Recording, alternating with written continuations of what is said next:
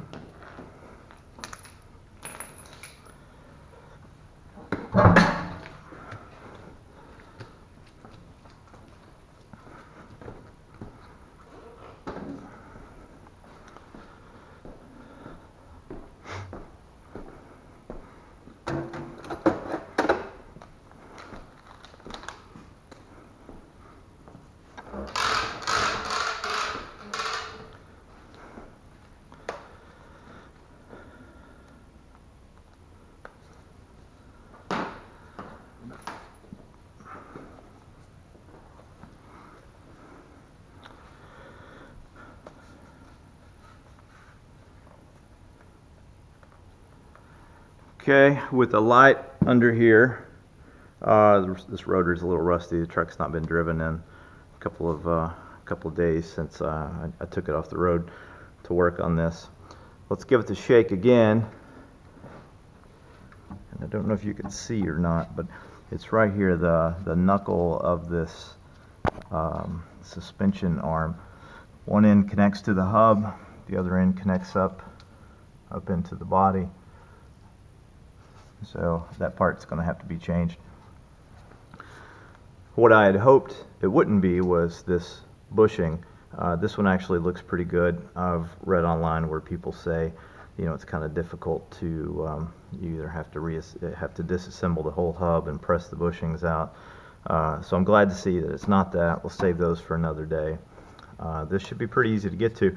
Unfortunately, it doesn't look like there's enough room to get up inside there with my impact gun. So we're going to have to go hand tools on this one. Maybe I can get out, kind of cobble together some extensions to at least get that end off. There, I'll give it another shake. You can see the play in the arm.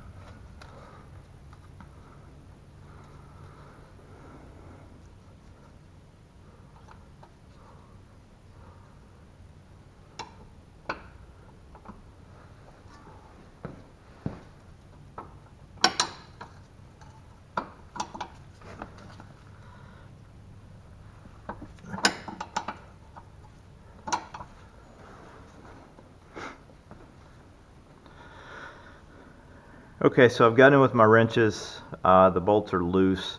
It's interesting, I should have known this before. The bolt going through the arm is it's an eccentric cam, so when we take it out we'll look at it, it's not perfectly round.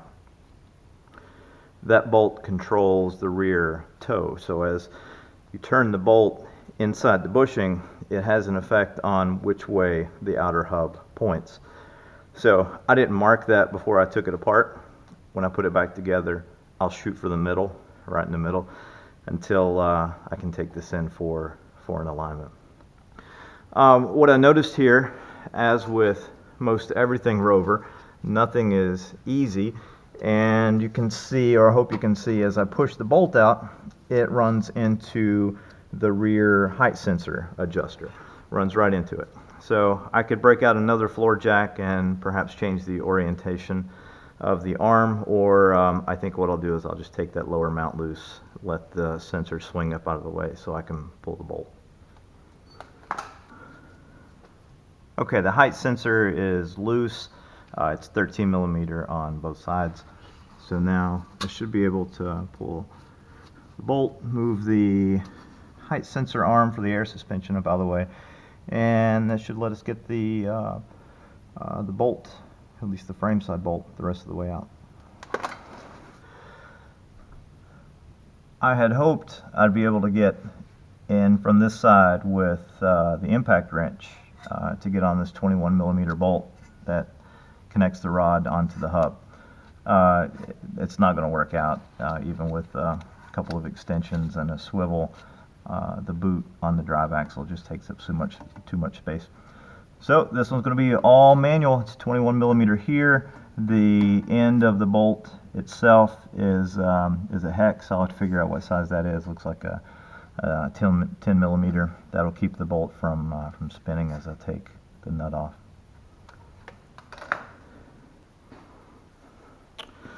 Okay, the old arm is out. This is the new arm here on the floor. I got this one from Rock Auto. It was about $28 before shipping, and you can see it's extremely tight compared to the old one that I can shake and feel the play inside of there. Maybe I'll cut this one apart on the bench later to see the inside of it, but let's put the new one in. Alright, new arm is in. Still got to tighten everything up. I'm going to go in and look for the torque settings online. Reassembly is the same as disassembly. Don't forget your cam washer in the back. It only goes on the bolt one way, but you need that. I'll tighten everything up, and this should be good. Should be the end of the unintentional drifting on the highway. This truck also needs rear brakes. I'll do that while I have it apart. But hope this helps somebody keep the Rover on the road.